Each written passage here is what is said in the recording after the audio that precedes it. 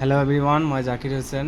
আজি মই পঢ়াব গৈ আছোঁ দশম শ্ৰেণীৰ নিউ আপডেটেড বুকছৰ পৰা ৰিভিজন 1 মানে প্ৰথম খণ্ডৰ বৰ্গ আৰু বৰ্গমূলৰ অনুশীলনীৰ R1ৰ পৰা কুৱেশ্যন নম্বৰ 1 and 2 মই আজি সমাধান কৰি দিম। তোমালোকে ভিডিঅ'টো চাই থাকিব।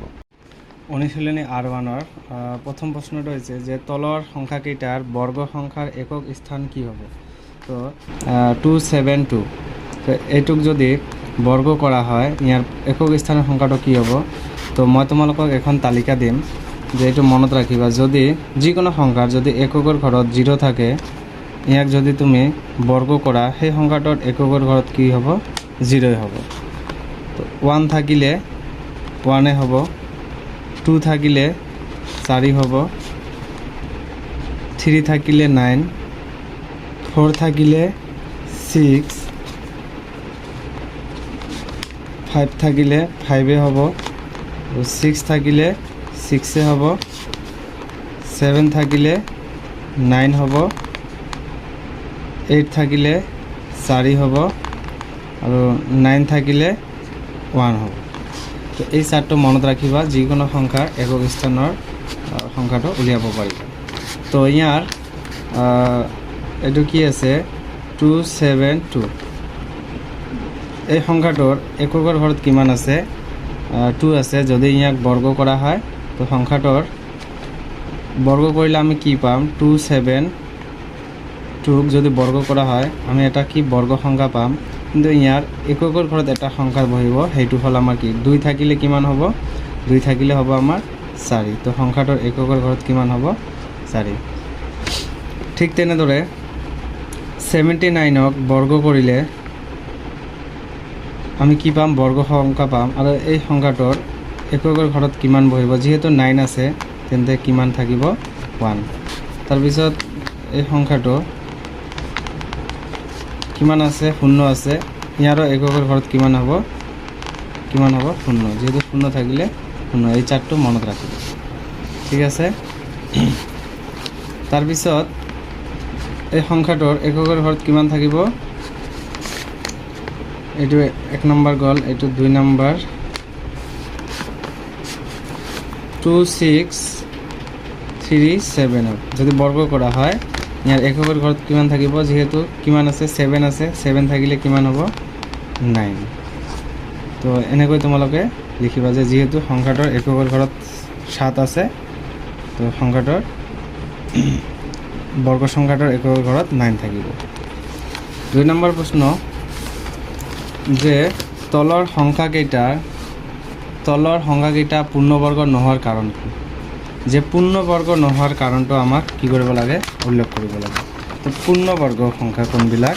যিবিলাক সংখ্যা আমি বৰ্গ কৰি পাওঁ, যিবিলাক সংখ্যা আমি বৰ্গ কৰি পাওঁ সেইবিলাকে হ'ল আমাৰ পূৰ্ণবৰ্গ সংখ্যা। ছাপ'জ আমাৰ 0ক বৰ্গ কৰিলে কিমান হয়? 0।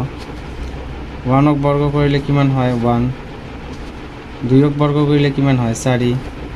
3ক বৰ্গ কৰিলে কিমান হয়? 9। তো এনেকৈ তুমি যিকোনো সংখ্যাক কি কৰিব পাৰিবা? বৰ্গ কৰিব পাৰিবা। আৰু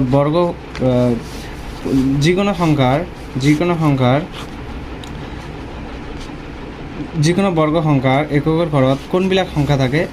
এই সংখ্যাকেইটা মনত ৰাখিবা যে 0, 1, তাৰপিছত 3,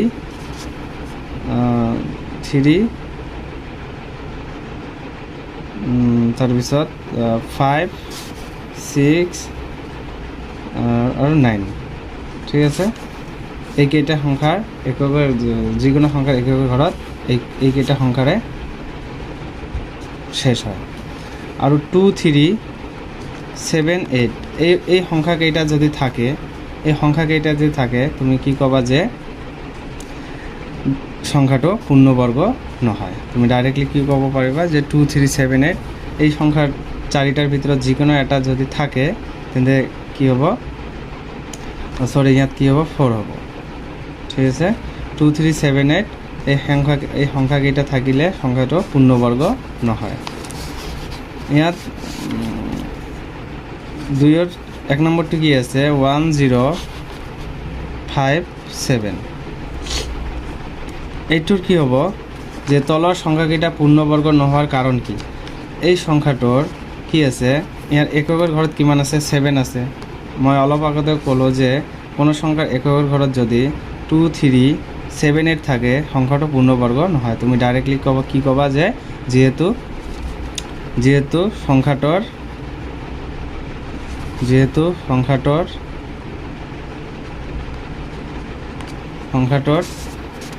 এককৰ ঘৰত বা একক স্থানত এককৰ ঘৰত কিমান আছে?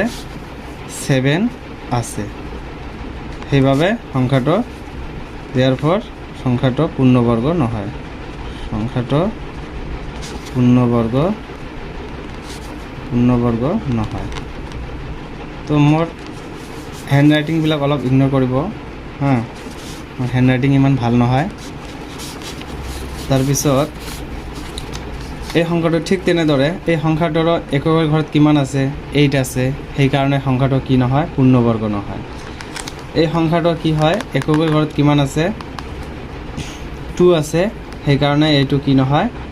পূৰ্ণবৰ্গ নহয়। আৰু কুৱেশ্যন নম্বৰ 4টো কি আছে যে 640 এই সংখ্যাটো কি কাৰণে পূৰ্ণবৰ্গ নহয়? এইটো মনত ৰাখিব যে যদি কোনো সংখ্যাৰ শেষত যদি 2টা শূন্যৰে শেষ হয় সেইটো পূৰ্ণবৰ্গ হয়। ছাপ'জ আমি ধৰি লওঁ যে 10, এই সংখ্যাটো আমাৰ পূৰ্ণবৰ্গ নহয়, কাৰণ ইয়াত শূন্য কি থাকিব লাগিব? যুগ্ম সংখ্যা থাকিব লাগিব, যুগ্ম। এইটো পূৰ্ণবৰ্গ নহয়। তো আমাৰ শূন্যত কি থাকিব লাগিব? শূন্যৰ সংখ্যা কেইটা থাকিব লাগিব? হা, যুগ্ম সংখ্যা থাকিব লাগিব। কি সংখ্যা? যুগ্ম সংখ্যা। ঠিক আছে। তো ইয়াত কি আছে? 6, 4। তো এই সংখ্যাটো এইটো কি? 100। এইটো কি আমি বুলি ক'ম? যে পূৰ্ণবৰ্গ সংখ্যা, কাৰণ 10ক মানে 10ক স্কুৱাৰ কৰিলে কিমান পোৱা যাব? 100 পোৱা যাব। তো ইয়াৰ জিৰ'ৰ নাম্বাৰ কেইটা আছে? 0 2টা আছে, মানে যুগ্ম সংখ্যা আছে। তো যিহেতু সংখ্যাটোৰ ইয়াত কি আছে? শূন্য অযুগ্ম সংখ্যা আছে, মানে শূন্যৰ সংখ্যা অযুগ্ম, গতিকে এই সংখ্যাটো কি নহয়? পূৰ্ণবৰ্গ নহয়। ঠিক আছে। তো ভাল লাগিলে তোমাৰ বন্ধুবৰ্গক শ্বেয়াৰ কৰিব। ধন্যবাদ।